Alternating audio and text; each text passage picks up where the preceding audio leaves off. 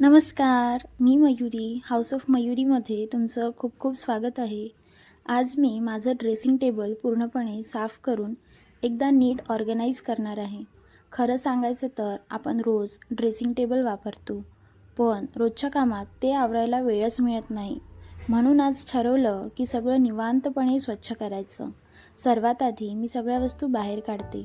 असं केलं की साफ करायला पण सोपं जातं आणि कोणती वस्तू कुठे ठेवायची हेही नीट ठरवता येतं. काही वस्तू आपण नुसत्याच ठेवून देतो, पण त्यांचा वापर होतच नाही. म्हणून अधूनमधून अशी साफसफाई केली की खूप बरं वाटतं. आता मी ड्रेसिंग टेबल नीट पुसत आहे. धूळ किती पटकन बसते ना, म्हणून मला वाटतं आठवड्यातून किंवा 15 दिवसातून एकदा तरी साफसफाई करायलाच पाहिजे. स्वच्छ ड्रेसिंग टेबल दिसला की तयार व्हायलाही छान वाटतं. आता या बाजूला मी रोज लागणाऱ्या वस्तू ठेवत आहे, म्हणजे घाईच्या वेळी आपल्याला शोधावं लागत नाही. खरं सांगायचं तर ड्रेसिंग टेबल ही फक्त मेकअप किंवा तयार होण्यासाठीची जागा नाही, तर आपल्या रोजच्या छोट्या छोट्या गोष्टींचा एक भाग असते. आपण रोज वापरणाऱ्या वस्तू जर नीट जागेवर ठेवल्या तर सकाळची घाई कमी होते आणि सगळं खूप सुंदर आणि व्यवस्थित दिसतं. माझ्या ड्रेसिंग टेबलवरच्या वस्तू म्हणजे काही वस्तू माझ्यासाठी खूप खास आहे, कारण प्रत्येक वस्तूंचा काही ना काही उपयोग असतो. काही गोष्टी आपण रोज वापरतो तर काही कधी कधी वापरतो. त्यामुळे वेळोवेळी क्लिनिंग आणि ऑर्गनायझिंग केलं तर नको असलेल्या वस्तू वेगळ्या करता येतात आणि आपल्याला हवं ते पटकन सापडतं.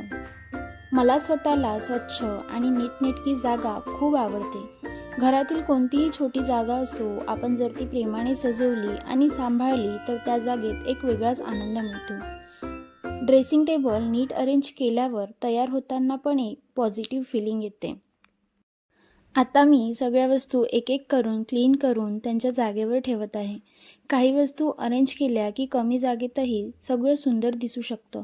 मला वाटतं ऑर्गनायझिंग म्हणजे फक्त वस्तू ठेवणे नाही, तर आपल्या रोजच्या आयुष्यात थोडी शिस्त आणि सुंदरता आणणे आहे. वापर करता करता वस्तू इकडे तिकडे होतात, म्हणून आज मी सगळं नीट करत आहे. क्लिनिंग करताना मला एक गोष्ट आवडते, ती म्हणजे जुन्या वस्तू पुन्हा बघायला मिळतात. एखादी वस्तू किती दिवसांपासून वापरली नाही हे कळतं आणि मग गरजेच्या वस्तूंनाच जागा देता येते. मी नेहमी प्रयत्न करते की माझ्या छोट्या छोट्या स्पेसमध्ये मला आवडणाऱ्या आणि उपयोगाच्या वस्तूच व्यवस्थित ठेवाव्यात, कारण जागा सुंदर दिसण्यासोबत ती वापरायला सोपी असणंही खूप महत्त्वाचं आहे. आता ड्रेसिंग टेबलचा लूक हळूहळू चेंज होत आहे, कारण सगळं अरेंज झाल्यावर खूप समाधान वाटतं. अशा छोट्या छोट्या क्लिनिंगमधूनही एक वेगळीच फ्रेशनेस मिळते.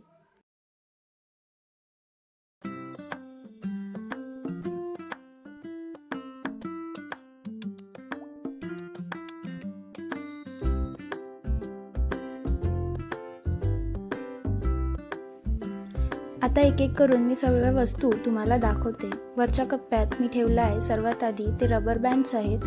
त्याच्याखाली पूर्ण वॉच लावून घेतले आणि 2 ब्रॅसलेट आहेत, जे मी आणि माझी बहीण कुठे पण जायचं असलं की लगेच घातलं आणि निघालं असं आहे ते, म्हणून मी ते समोरच ठेवलं आहे. खाली टिश्यू पेपर आहेत आणि बाजूलाच हेअर स्पाची क्रीमसुद्धा आहे.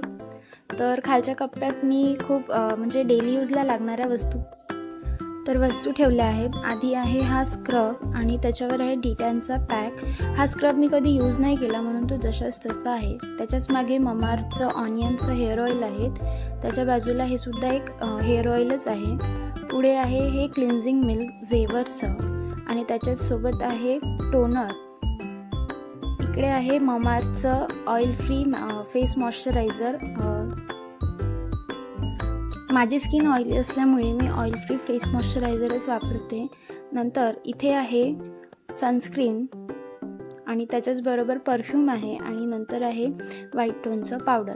हे डेली लागतं आणि डेली रुटीनसाठी आहे, म्हणून मग मी एकाच कप्प्यात ते ठेवून दिलं. त्याच्यानंतर पुढे आहे मेकअपचं सामान. तर मला जास्त मेकअप करायला आवडत नाही, म्हणून लिमिटेडच सामान आहे. तर सुरुवातीलाच इथे ठेवलं आहे मी टिकल्यांच्या डब्या. मल्टिपल साईजच्या टिकल्या आहेत त्या, ज्या मी वापरतो. बाजूलाच माझ्या आईच्या टिकल्या आहेत.